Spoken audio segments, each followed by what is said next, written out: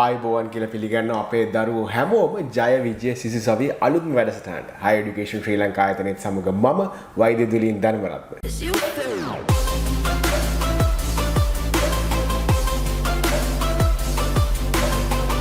ඉතින් A level subjects තෝරගන්නකොට bio maths කරන්න අපිට හොඳ නැද්ද? අපිට අකපද? ඕක තමයි ප්‍රශ්නේ. අපි කවුද bio maths තියලා decide කරන්නේ? අපිට bio කරන්න පුළුවන්ද? maths කරන්න පුළුවන්ද? commerce කරන්න පුළුවන්ද? tech art subjects කරන්න පුළුවන්ද? කොහොමද මේක decide කරන්නේ? මතක තියාගන්න අපි follow කරන්න ඕන guidelines කිහිපයක් තියෙනවා. දරුවනේ පළවෙනි දේ තමයි අම්මා තාත්තා කියනකොටත් ගෙදරින් එන ප්‍රෙෂර් එකට නැත්තම් peer ප්‍රෙෂර් එක.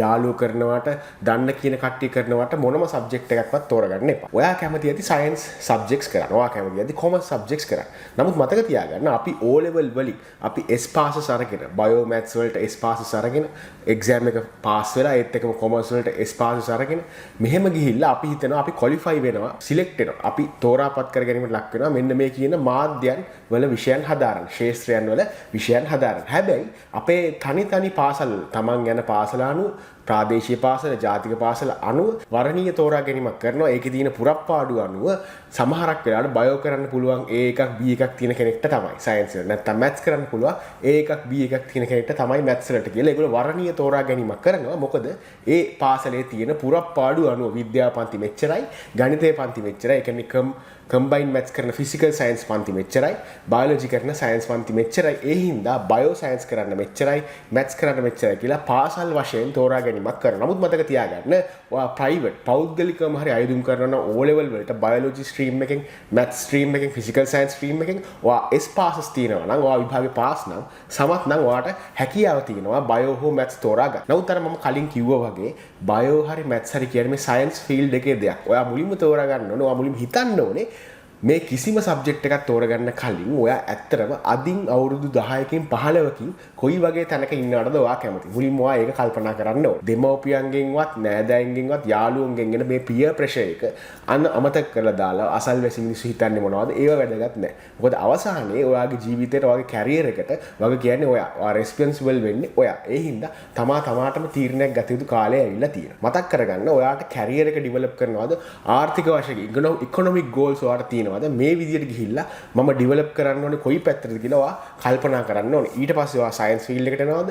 කොමර්ස් ෆීල්ඩ් එකට එනවද? ටෙක් ෆීල්ඩ් එකට එනවද කියලා තීරණය කරාට පස්සේ ඔයාට පුළුවන් ඔයාගේ A level subjects තෝරා ගන්න. මේ කාලේ අපි දන්නවා O level විභාගය ඉවරෙච්ච ගමන්ම A level පන්ති පටන් ගන්නවා. පෞද්ගලික උපකාරක පන්ති. මොකද අපි දන්නවා TV එකේ, YouTube එකේ, සමාජ මාධ්‍යවල විශාල වශයෙන් ඇඩ්වර්ටයිස්මන්ට් පළ කරලා ගුරුවරුන් තමන්ගේ ව්‍යාපාර තර කර ගැනීම උදෙසා ළමයින්ගේ පන්ති පටන් ගත්තා. ඉතින් අර අල්ලපු ගෙදර ළමයාත් පන්ති යනවා. දන්න කියලා ළමයිනුත් පන්ති යනවා. යාළුවොත් පන්ති යනවා. ඒ හින්දා ගෙදරිනුත් අහනවා අපි පන්ති යන්නේ නැද්ද? දැන් පන්ති පටන් ගන්න නැද්ද? ඔයගොල්ලෝ යන්නේ නැද්ද? මෙන්න මේ කියන ප්‍රෙෂර් එක ඔයගොල්ලන්ට එනවා.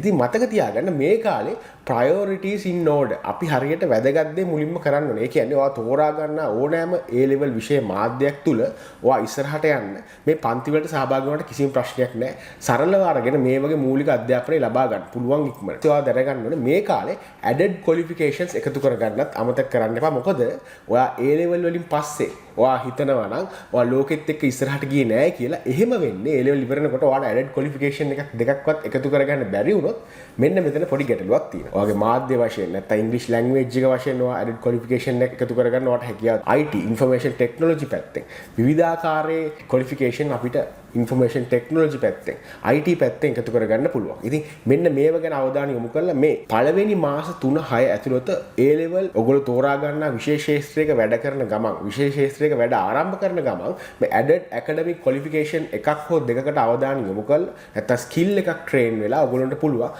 Tamanට ලැබෙන වටිනාකම තාත් වැඩි කරගන්න. එතකොට ඔයගොල්ලෝ A level සමත් වෙලා A level වලින් එළියට එනකොට university degree diploma level එකට එනකොට ඔයගොල්ලෝගේ තියෙන qualification academic qualification ගොඩක් වර්ධනය වෙලා තියෙනවා. standard english course එක Higher Education ශ්‍රී ලංකා ආයතනයේ පිරිනමන standard english course එකට ඔයගොල්ලන්ට සහභාගී වෙන්න පුළුවන්. ඉක්මනින් register වෙන්න WhatsApp 077 0252 291. ඉතින් ඔයගොල්ලෝ දන්නවා පළවෙනි intake එක තියෙනවා online සම්පූර්ණයෙන්ම online පාඨමාලාවක්. මේ ඉංග්‍රීසි පාඨමාලාව මේ තුලින් ඉංග්‍රීසි lessons විශාල ප්‍රමාණයක් සමග අවසාන වශයෙන් ඔන්ලයින් එක්සෑම් එකකට පෙනී සිටලා ඔයගොල්ලන්ට වටිනා සහතික පත්‍රයක් ලබා ගන්න පුළුවන්. මෙතන වැදගත් වෙන්නේ writing English වලින් වගේම spoken English වලින් වගේම everyday English අපි ගොඩක් lectures සංවිධානය කරලා තියෙනවා. spoken English activities තියෙනවා. speeches presentations එක්ක ඔයගොල්ලන්ට online exam එකක් ලියලා writing exam එකකුයි viva exam එකකුයි තියලා අවසාන වශයෙන් අපි ඔයගොල්ලන්ට dining etiquette පවා යන level එකට dining etiquette පවා ඔයගොල්ලන්ට කියලා දෙන තත්ත්වයට මේ standard English course එක සංවිධානය කරලා තියෙනවා. ඉතින් සම්පූර්ණයෙන්ම online පාඨමාලාවක් ඕගොල්ලෝ මේ මොහොතේ O level ඉවර කරලා A level වලට එළඹිලා ඉන්නවා. නැත්නම් A level හදාරන ගමන් පළවෙනි අවදී ඉන්නවා. O level හදාරන පළවෙනි අවදී ඉන්නවා. ඉතින් ඉක්මනින් එකතු වෙලා සම්පූර්ණයෙන්ම online මේ පාඨමාලාව තුළින් ඕගොල්ලන්ට standard English course එක follow කරලා lectures වලට සහභාගී වෙලා වටිනා සහතික පත්‍ර දිනා ගන්න පුළුවන් ඔන්ලයින් එක්සෑම් එකකට පෙනී සිටීමෙන් අනතුරුව. ඉතින් මේ වගේ දෙයක් සංවිධානය කරලා තියෙනකොට මේ added academic qualification එක එකතු කරගන්න අමතක කරගන්න එපා. ඉතා ඉක්මනින් අපිත් සමග සම්බන්ධ වෙන්න WhatsApp 077 0252 29921 Higher Education Sri Lanka Standard English Course. මතවාද තියෙනවා. විවිධාකාරයේ මතවාද තියෙනවා. ගොඩක් දෙනෙක් හිතන් ඉන්නවා combined maths පැත්තෙන් physical science පැත්තෙන් ඕගොල්ලන්ට chemistry අමාරු නම් IT කරලා මේකේ result එකක් දාන්න කියලා. නමුත් මතක තියාගන්න වර්තමානයේ වන විට combined maths physics and IT කියන combination එකෙන් ඔයගොල්ලන්ට යුනිවර්සිටි එකට ගිහිල්ලා ලැබෙන නැත්නම් ඔයගොල්ලන්ට ලබා ගන්න හැකියාව තියෙන ඩිග්‍රී එක ඩිප්ලෝමා එක තියෙන වරදාන වරප්‍රසාද. ඒ කියන්නේ ඒකට ලැබෙන වැලිඩිටි එක ගොඩක් අඩුයි සමාජයේ ලංකාවේ සහ ජාත්‍යන්තර ප්‍රජාව තුල. ඒ හින්දා අනිවාර්යයෙන් මතක තියාගන්න chemistry combined maths physics කියන combination එකට තමයි ඔයගොල්ලෝ වරලත් ඉංජිනේරුවෙක් විදියටවත් වරප්‍රසාද ගන්න පුළුවන් යුනිවර්සිටි level එකේ. විශ්වවිද්‍යාල මට්ටමේ උපාධියක් ලබාගෙන ලංකාවේ රාජ්‍ය තාන්ත්‍රිකව හෝ පිටරට ජාත්‍යන්තර වශයෙන් ඔයගොල්ලෝ පිළිගැනීමක් ලබා ගන්න උසස් අධ්‍යාපනයට යන්න පුළුවන්. මෙන්න මේ කම්බිනේෂන් එක තුලින් නැත්තම් අපේ අභිප්‍රාය වෙන්නේ සමහරුන්ගේ අභිප්‍රාය වෙන්නේ කොහොම හරි මේ ෆීල්ඩ් එකේ හරි අර ෆීල්ඩ් එකේ හරි A level වල A3ක් ABC මොනවා හරි කියන්න පුළුවන් රිසල්ට් එකක් ගන්න එක. නමුත් මතක තියාගන්න මේ අවුරුදු දෙකමාරක් ඔයගොල්ලෝ ඉන්වෙස්ට් කරන්නේ කියන්න පුළුවන් රිසල්ට්ස් ගන්න නෙමෙයි. Tamanට වැලියු එකක් වෙන රිසල්ට් එකක් කරන් Tamanට වැලියු එකක් වෙන Taman කැමති ෆීල්ඩ් එකේ ඉස්සරහට යන්න ටාගට් කරන එක තමයි ඔයගොල්ලෝට විය යුත්තේ කියලා මම මතක තියාගන්න ඕනේ.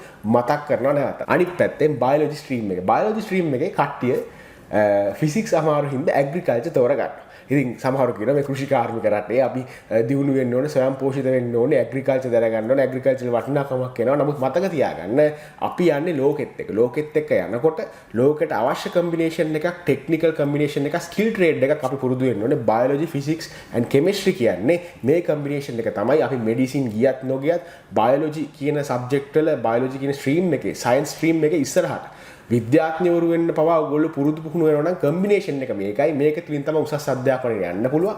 අපේ ලංකාවේ හෝ පිටරට පෞද්ගලික හෝ රාජ්‍ය උසස් අධ්‍යාපනයට ලැබිලා විශ්වවිද්‍යාල අධ්‍යාපනය ලැබිලා ඊට පස්සේ ඊට වඩා උසස් අධ්‍යාපනයේ මාස්ටර්ස් PhD levels වලට යන්න ඕගොල්ලන්ට අවශ්‍ය කම්බිනේෂන් එක මෙතන තියෙන්නේ. ඉතින් මේක තමයි ජාත්‍යන්තරවත් පිළිගන්නේ විශ්වවිද්‍යාල මට්ටමේ පිළිගන්නේ. ඒ හින්දා ෆිසික්ස් අමාරුයි කියලා ඇග්‍රිකල්චර් තෝරා ගන්නවා වගේ කම්බිනේෂන් වලට යන්න එපා කියලා මම ඔයගොල්ලන්ට තරයේ අවවාද කරනවා. මොකද මේ වෙනකොට වර්තමාන ලෝකේ මේකට තියෙන ඩිමාන්ඩ් එක මේ කම්බිනේෂන් සුළු කම්බිනේෂන් වල තියෙන ඩිමාන්ඩ් එක බොහොම අඩුයි.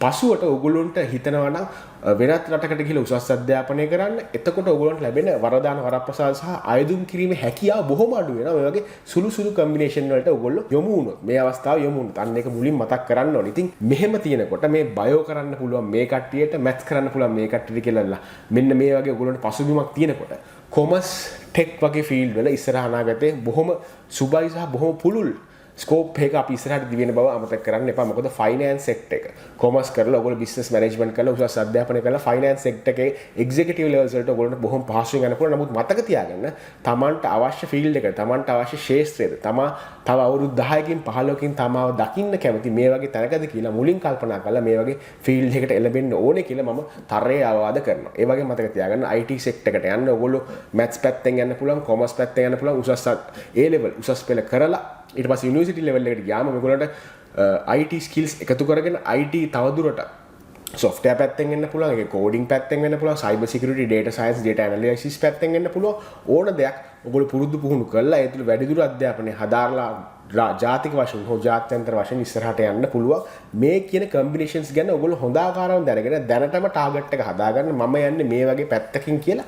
එතකොට ඔයාලට පුළුවන් ඔයාගේ පර්සනල් growth එකක් හදාගන්න. පර්සනල් growth එක කියන්නේ මම කලින් කිව්වා වගේ added academic qualification. අනිවාර්යයෙන් මතක තියාගන්න මේ පළවෙනි මාස 3-6 ඔයගොල්ලෝ එකතු කරගන්න ඕන උසස් පෙළ කාලය තුල added academic qualifications IT පැත්තෙන් English වගේ languages ප්‍රධාන භාෂා පැත්තෙන් නැත්නම් trading skill trading පැත්තෙන් ඔයගොල්ලෝ added academic qualifications එකතු කරගෙන IT විශේෂයෙන්ම English language එක තවත් විශේෂයෙන් ඔයගොල්ලෝ මතක තියාගන්න මේ කාලේ ඔයගොල්ලෝ එකතු කරගන්න වටිනාකම පසුවට ගොඩාක් වැදගත් වෙනවා. මොකද පස්සේ කාලේ නැති වෙනවා මේවා එකතු කරගන්න. දැන් ඔයගොල්ලෝ මේ මොහොතේ මහන්සි වුණොත් කිසිම ගැටලුවක් වෙන්නේ නැහැ. බොහොම පහසුවෙන් ඔයගොල්ලෝ ඉස්සරහට යන්න පුළුවන් කියන එක අමතක කරන්න එපා.